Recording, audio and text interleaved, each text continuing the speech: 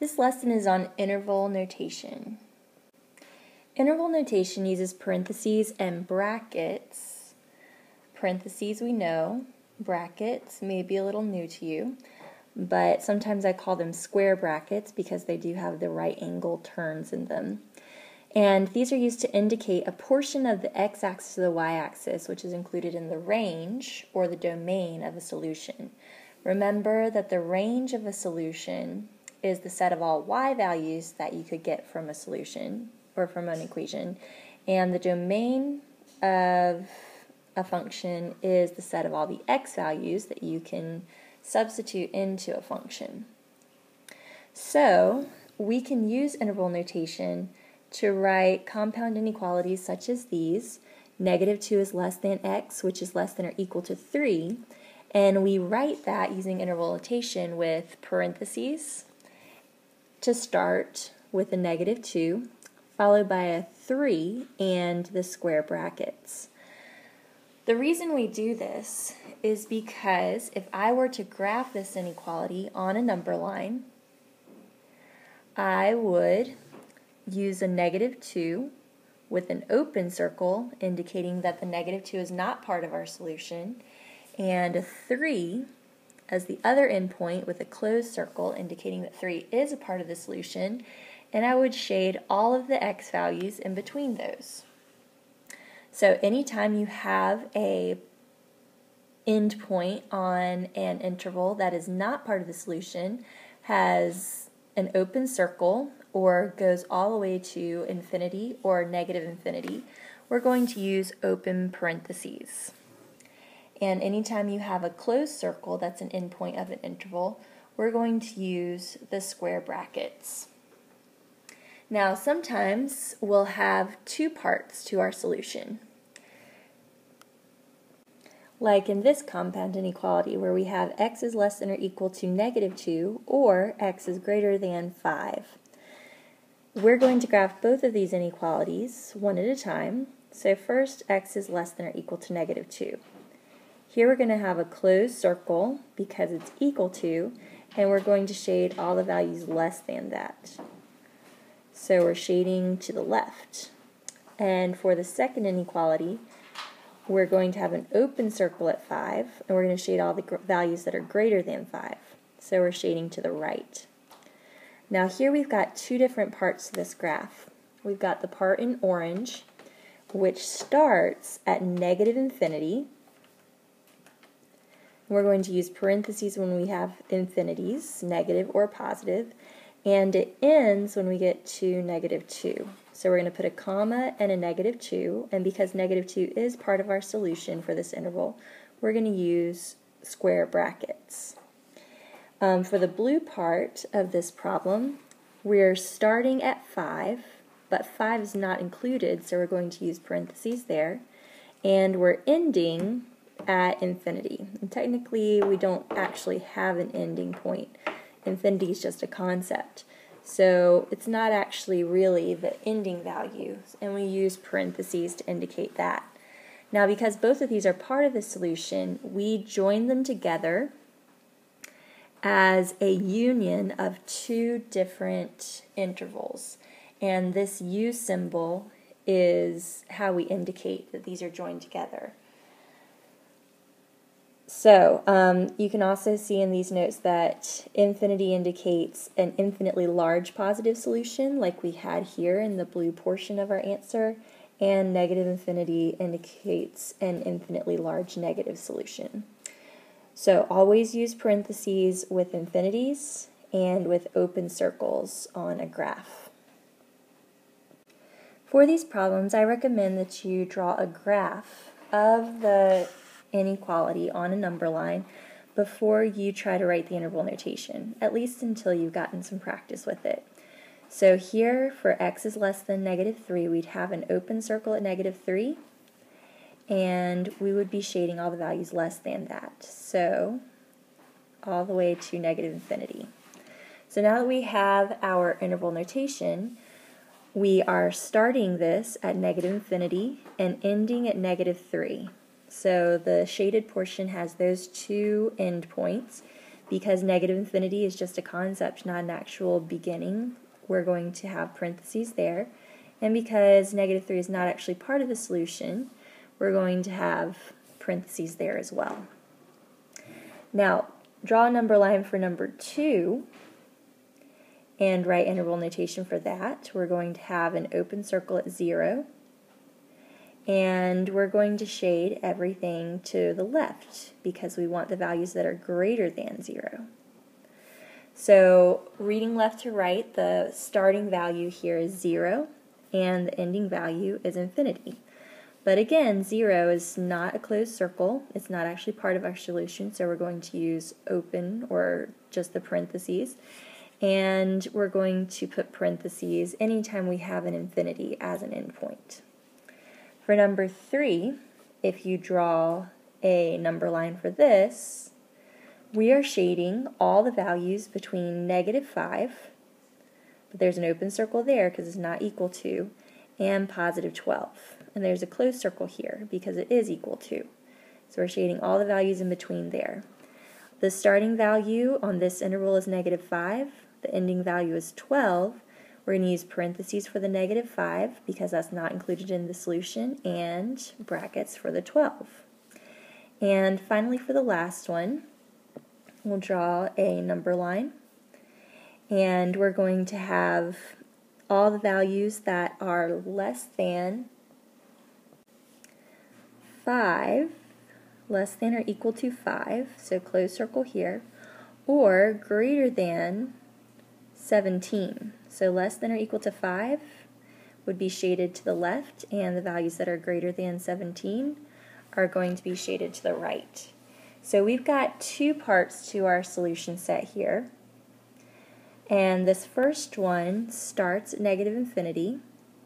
That's not an actual value though, so we use parentheses. And ends at 5. We're going to use the brackets because 5 is part of the solution. And for the other half, we're going to start with 17, end at infinity.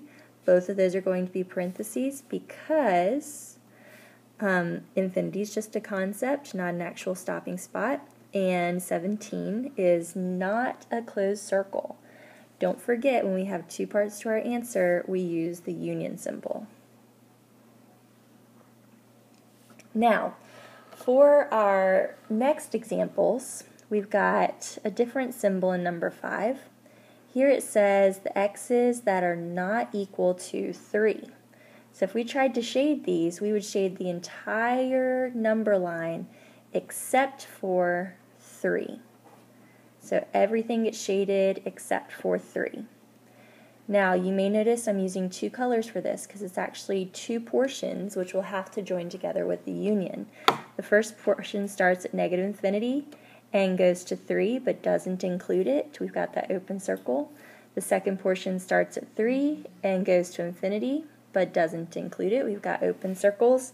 So 2 sets of parentheses here and a union in between. Now one thing people get confused sometimes with as far as interval notation goes is that these look like ordered pairs. They look like x's and y's. But really we're just talking about all the values on the x-axis that work in these problems. So we're going to go quickly through the rest of these. In number 6, once you have it graphed, you'll notice that it begins at negative infinity and ends at 10. Since 10 is included, we've got the brackets. In number 7, we're graphing the values that are less than or equal to 5 in yellow and greater than or equal to negative 12 in orange. Notice that word and. When you see the word and, both things have to be happening. And you'll notice that this graph is yellow and orange in between negative 12 and 5. So that's the portion that we want to write about in our interval notation. We're starting at negative 12 with a closed circle, and we're ending at 5 with a closed circle. Now, in numbers 8, 9, and 10, we have absolute value marks. Remember, absolute value indicates the distance that we are from 0 on the number line. So, I'm asking to find the places where the distance from 0 is 4. So if I put 0 here and I go 4 units away, I arrive at positive 4, but I could also go to the left. If I go to the left 4 units, I'm still a distance, or an absolute value, of 4 units away from 0. So my two solutions for this are going to be negative 4 and positive 4. To write that in interval notation is a little bit strange. But what you're going to do is you're just going to start at negative 4 and end at negative 4 for the first point, and you're going to start at positive 4 and end at positive 4 for the second point, and you're going to join those two groups together with the union. In number 9, we're asking for all of the points that have an absolute value that is less than or equal to negative 5. Now, one thing that we just talked about is the absolute value is the distance from 0. And you can't have a distance, so the absolute value of x cannot be negative. So it certainly can't be less than negative 5, which means we're not going to shade anything. And when nothing is shaded on your number line, in interval notation you can just write this symbol, which is called empty set. Then finally, in number 10, we're asked to shade all the values that have a distance that is greater than negative 5 from 0. The absolute value is always going to be greater than a negative number. So every single value on the entire number line is going to have a distance from 0 that is greater than negative 5. And when this happens, we call it all real numbers, and in interval notation, that's going to go from negative infinity to positive infinity. On this part of the worksheet, I want you to update some things really quickly. In this first problem, this line should have arrows on its ends, and this parabola should have arrows, and so should this parabola and this absolute value function. So we know that they go on forever in those directions. Now, remember from Math 1 that a function passes what we call the vertical line test, which means if I draw a vertical line anywhere on this graph, it should only touch the graph one time. If the vertical line touches the graph more than once anywhere on the graph of a function, then it's not going to be a function anymore.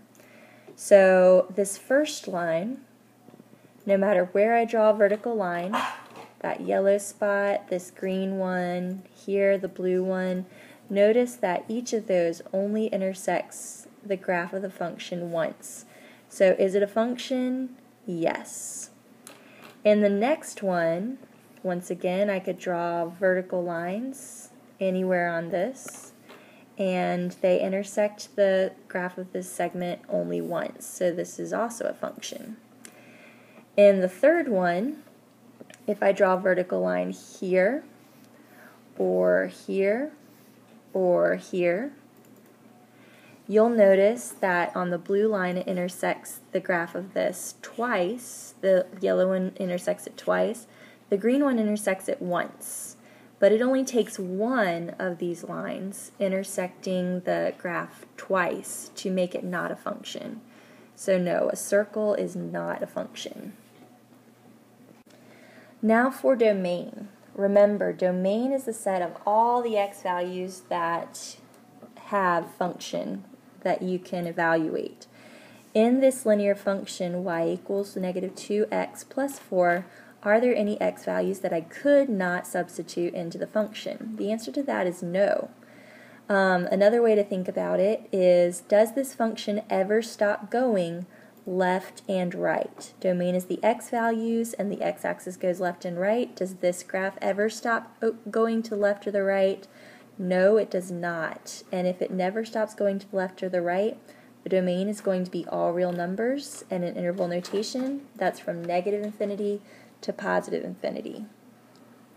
For the range, we're asking ourselves, does this function ever stop going up and down?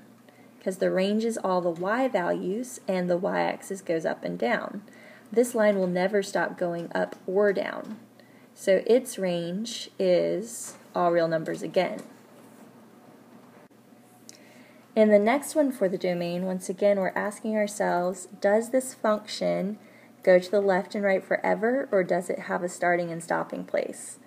In this case, when I'm moving to the left on this function, it does stop going to the left at +1.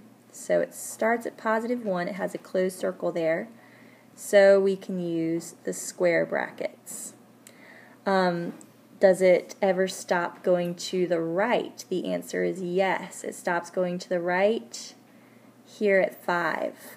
And you'll notice it has an open circle there, so we're going to use parentheses. Now, for the range, we're asking ourselves, does this function ever stop going up or down? As I'm going up, it does have a stopping point, and that stopping point is at 4 going up. That's going to be the greater number on this interval, and it's going to have a parentheses because it's got an open circle. Does this ever stop going down? If I look at this function from the top going downwards, yes, it does stop going down at y = 2. So we've got brackets there because we've got a closed circle. Now for the actual circle, the domain, does this circle ever stop going to the left? Let's do that first.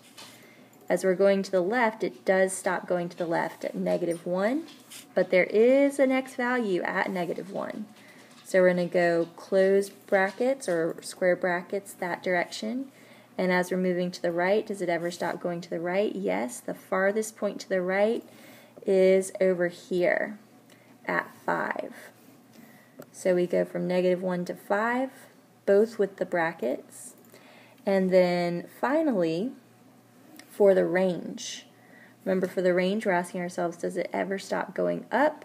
And it does, right here, which is at 2. Does it ever stop going down? Yes, down here at -4. Now notice when I write my interval notation, I always put the lower number first. So -4 comes before 2, so -4 goes first, and 2 goes second.